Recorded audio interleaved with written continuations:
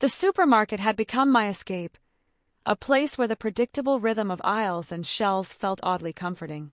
At 52, my life had shrunk to routines. Early morning walks, a quiet cup of tea, and evenings with books that filled the silence of my small apartment. My children, grown and busy with lives of their own, called sporadically. Friends, once close, had drifted into their own orbits. The world felt like it was moving past me, leaving me anchored in a sea of monotony.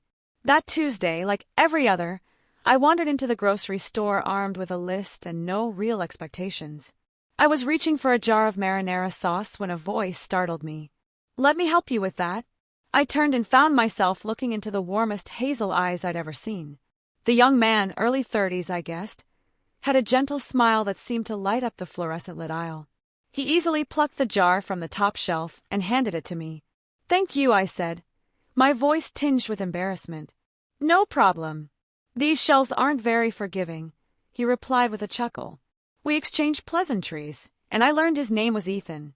He had a friendly, easy manner about him, the kind that made you feel seen, even if just for a moment.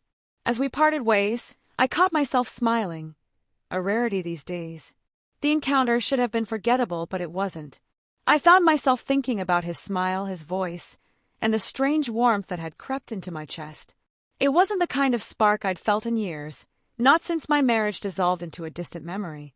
For the first time in ages, the thought of returning to the grocery store filled me with an unexpected flutter of anticipation. The following week, I found myself lingering in the pasta aisle, scanning the shelves with more attention than necessary. A part of me felt foolish. What were the odds of seeing him again? Yet there he was, turning the corner with a basket in hand and that same effortless smile. "Hey, marinara lady," Ethan teased, his tone warm. I laughed, my cheeks warming. "You're lucky I'm not too proud to accept help." He grinned, and for the next few minutes we talked. The conversation flowed easily, about favorite recipes, the quirks of grocery shopping, and even the absurdity of juggling spaghetti jars. Before I knew it, I was telling him about my love for cooking, how I found solace in creating dishes that reminded me of better days. "You should open a restaurant," he said with a sincerity that made me pause. "Oh, I'm not sure anyone would come," I replied, brushing off the compliment. "I would," he said simply, his eyes meeting mine. There was a weight to his words that I couldn't ignore, but I quickly deflected, asking about his work. He was a graphic designer, passionate about creating things that told stories.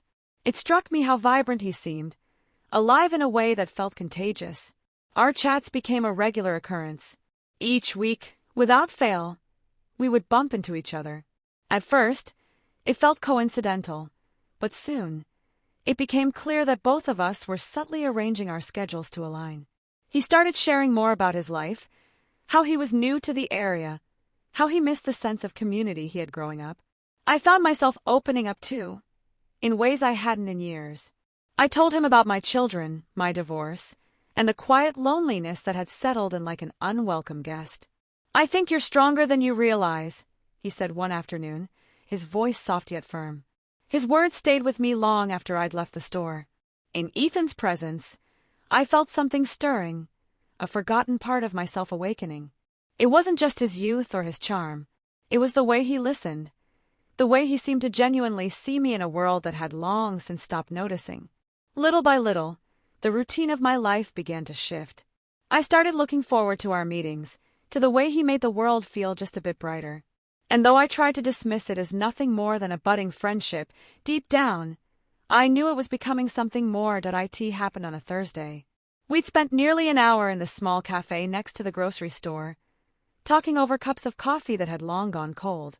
Ethan had asked about my favorite books, and I found myself describing the characters with an enthusiasm I hadn't felt in years. "You light up when you talk about stories," he said, his voice low and earnest. I waved it off with a laugh. "It's just an old habit. Books kept me company when life was quieter." "Maybe that's why I like talking to you," he said, his eyes meeting mine. "You make even the simplest things feel alive." The air shifted, heavy and warm, and I felt the words settle somewhere deep within me. For a moment, the noise of the cafe faded, leaving only the steady rhythm of my heartbeat. That night, As I sat in my quiet living room with a book in my lap, I couldn't stop replaying his words. The way he looked at me, as though I mattered in a way I hadn't felt in years. I told myself it was nothing. Ethan was kind, the sort of person who made everyone feel special. But the truth whispered in the quiet corners of my mind. I was drawn to him. The realization crept in slowly, like the soft bloom of dawn. It wasn't just his kindness or the way he listened. It was the ease of our connection. The way he made me laugh, the way he saw parts of me I'd long forgotten. And yet, with that realization came a storm of emotions, joy tangled with fear, hope shadowed by doubt. What would he think if he knew? What would anyone think? I couldn't ignore the sharp contrast of our lives. His youth and energy, my decades of experience, and the lines etched across my face. "You're being ridiculous," I muttered to myself, pacing the length of my kitchen. But the feelings refused to be dismissed. They filled the quiet spaces of my days, whispering truths I wasn't ready to confront. By the time I went to bed, my emotions were a tangled mess. A part of me longed to distance myself, to protect the fragile balance of our friendship. But another part, the part that had been asleep for so long, ached to see where this unexpected connection could lead. As I stared at the ceiling in the dark, one thought repeated itself over and over. Was it possible, after all this time, to let my heart lead the way? The days that followed were a storm of contradictions. Every time I saw Ethan, my heart leaped, only to be dragged back by a wave of doubt. I began to second-guess every smile, every kind gesture. Did he sense my feelings? Was I imagining a closeness that wasn't there? When he called one evening to tell me he'd found an old edition of a book I loved, my first instinct was to feign indifference. But then he said, "It reminded me of you," and my resolve crumbled. I met him at the park that weekend, where he handed me the book, its leather cover worn with age. "I thought you'd like it," he said, grinning. I clutched the book to my chest, my voice barely above a whisper. "Thank you, Ethan. It's thoughtful of you." He shrugged as if it were nothing, but to me it was everything. Yet, as much as his kindness thrilled me, it also terrified me. I spent hours poring over memories of our time together, dissecting every glance, every laugh. I wasn't naive. I knew the world wouldn't see this as a simple story of two people finding comfort in each other. Society would brand it something else entirely, something inappropriate, something shameful. I could almost hear the whispers. What does she think she's doing? Doesn't she know better? In the privacy of my home, I cried for the first time in years. Not because of rejection. He hadn't done anything to make me feel unwelcome, but because of the battle raging within me. Do I step back now? Save myself the heartbreak? Or do I dare to hope for something more? I started avoiding the grocery store, taking a longer route to shop somewhere else.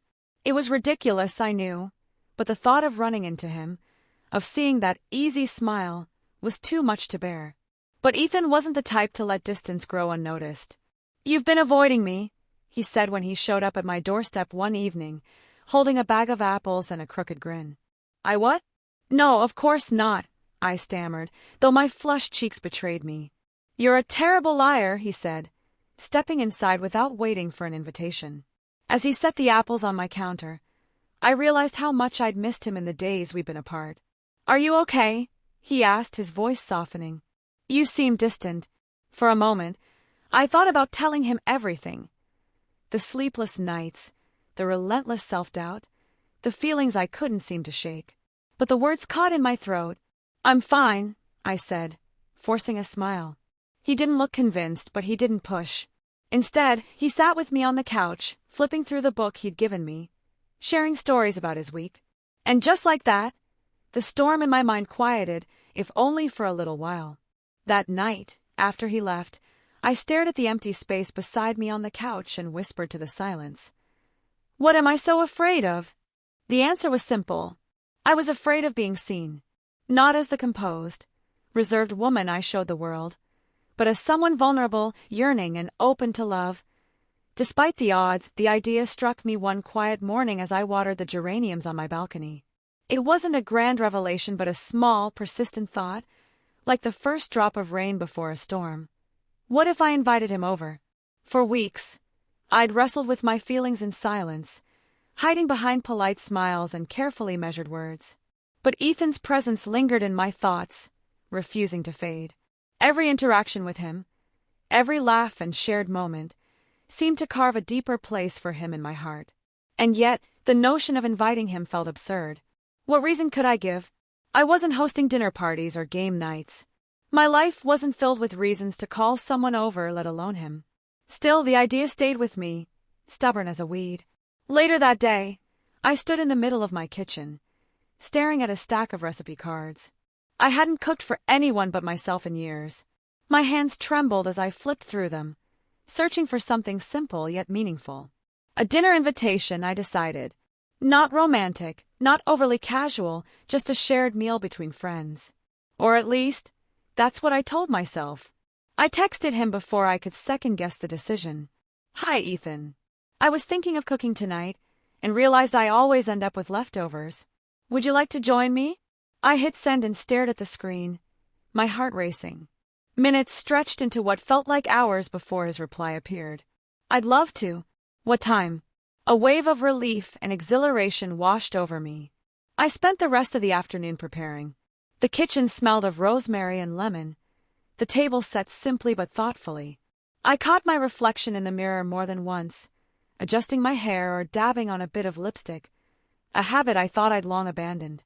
As the sun dipped below the horizon, casting a warm glow over the room, I heard the knock at the door. Opening it, I found Ethan standing there, a bottle of wine in one hand and that familiar, disarming smile on his face. "I hope I'm not too early," he said. "Not at all," I replied, stepping aside to let him in. As he entered, the room seemed to brighten, his presence filling the quiet corners of my home. The night ahead felt like a blank page, waiting to be written. And for the first time in a long time, I felt ready to take the pen. As Ethan sat across from me at the table, our eyes met, and something unspoken passed between us. The initial awkwardness faded quickly, replaced by the ease of two people who had spent enough time together to feel comfortable in one another's presence. The meal was simple: roast chicken with garlic and rosemary, a side of sautéed vegetables, and a bowl of salad. But the conversation was anything but simple. We talked about everything and nothing, the kind of deep, meandering conversation that made the hours slip by unnoticed. There was no agenda, no pressure, just the pure joy of sharing moments that didn't need to be anything other than what they were.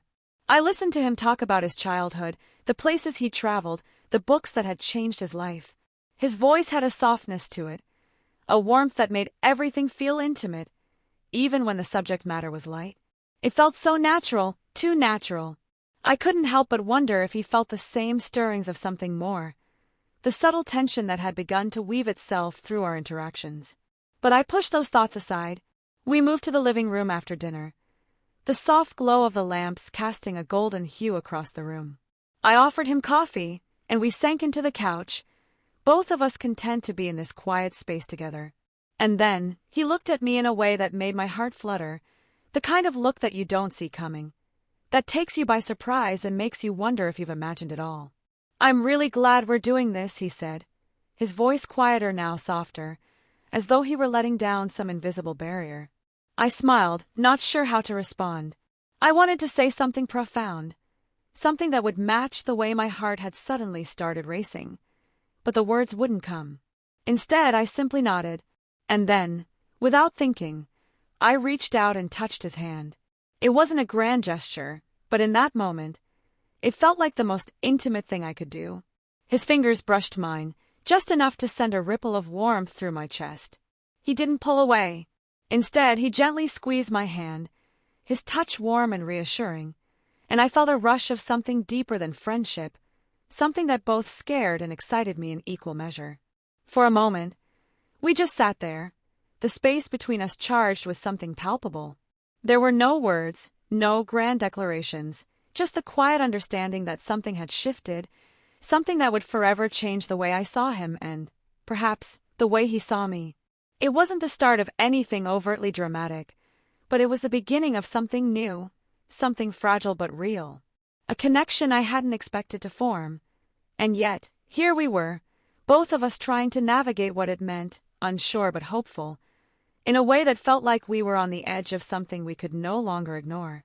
And in that silence, with his hand still resting in mine, I knew without a doubt that nothing would ever be the same. Later that evening, I found myself standing by the window, staring out at the quiet street. The moonlight was gentle, casting soft shadows on the sidewalk below, and everything felt still, as if the world had paused for a moment. I couldn't stop replaying the evening in my mind. The way his hand had held mine, the way he looked at me as if I were something worth seeing.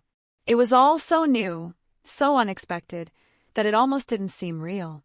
I had spent so many years believing that love, the kind that changed you, the kind that stirred something deep inside, was behind me.